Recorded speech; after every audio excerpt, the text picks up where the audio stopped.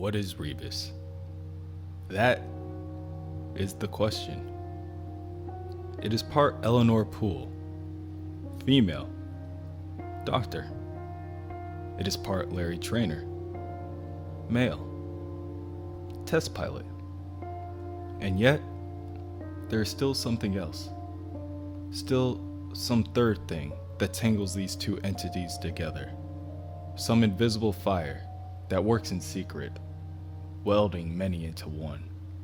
Rebis floats alone, the soles of its shoes hovering inches above the pale rubble, the light from the sun shining off the earth behind it. Rebis wonders how it could be alive on the dead white landscape of the moon. The desolate landmass gives nothing, and it leaves you with nothing but your thoughts. In the back of Rebis's mind fires off. It sees two people standing hand in hand with the crackling embodiment of dark energy. It chants that 3 parts combined, 2 sexes, 1 purpose. Rebis can hear wedding bells ringing in the airless space, and yet it cannot hear its own breathing. It hears panting, the sound of flesh pounding against flesh like an engine that never stops coming. Suddenly, it is in a fighter plane, and Earth is coming up against it like a spinning top, colors shifting and phasing into black. When it was Larry, it went higher than Jaeger, higher than anybody. Then, he starts to lose it, and the black and silver boil before his eyes. Within him, the black water rises as the embracing flesh dissolves. Mouths melt together, teeth fuse, sweat boils into vapor, and it disintegrates into a black head. And when the two finally dissolve, there is none left but Mercurius. The negative spirit knows its name now. It is Mercurius. And suddenly, it finds itself spiraling. Larry and Eleanor are stuck in an iron and triple glass greenhouse. The heat causes the dew to turn into steam, stuck in cage for seemingly an eternity. Are they brother and sister? Are they lovers instead? There is no goal, no start, no finish, only being and only now. As the two come together, Mercurius spirals into nothingness, with only little hopes that its promise of power will entice the two to let it emerge, its small voice slowly dying within their shared consciousness.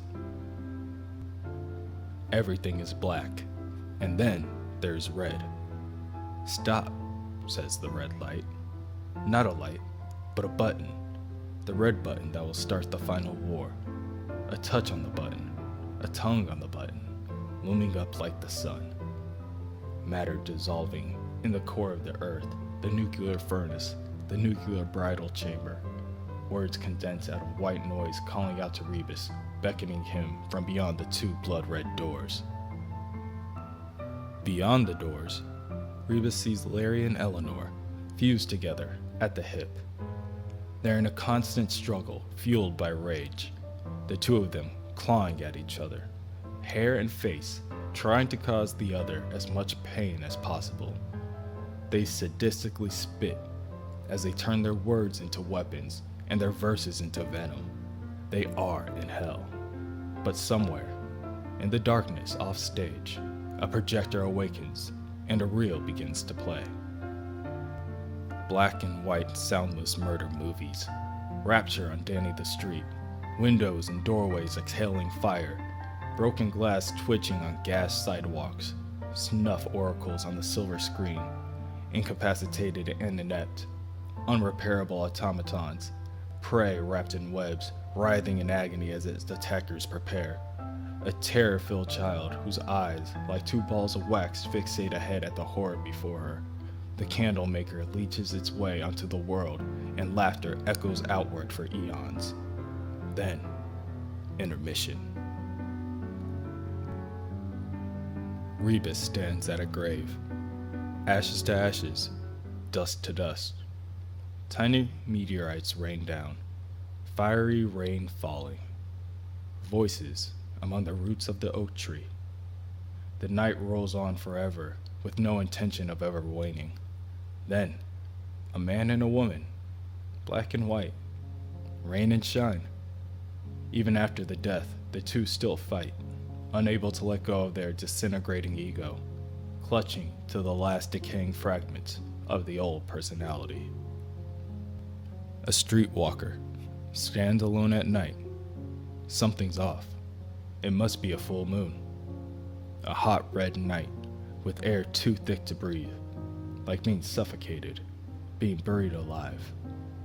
Rebis is wired, blazing with adrenaline, its senses all on edge. Footsteps approach. He's not a regular, but he's familiar.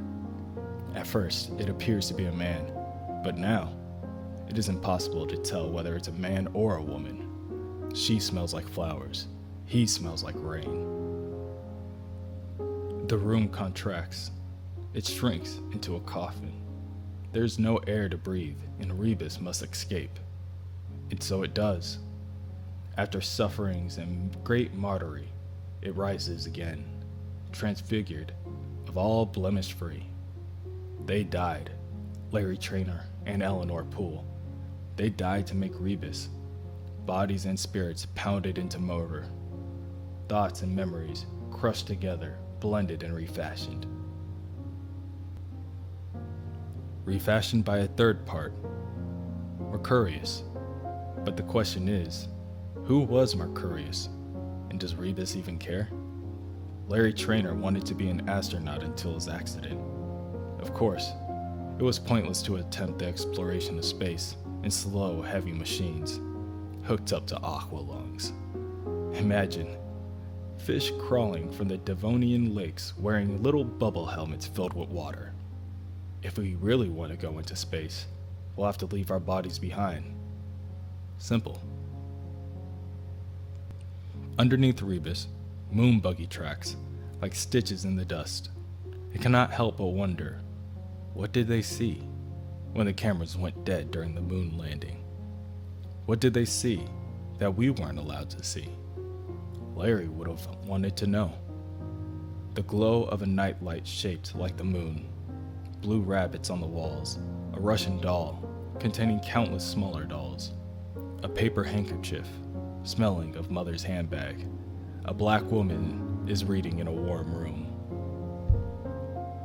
At the base of the tree, a trove of knickknacks, keepsakes, and treasures of lives well spent, and one story of a spirit in a bottle.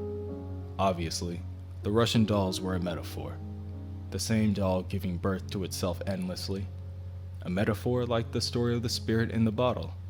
At first, Rebis wondered what it meant, and now it knows. Now it has the answer.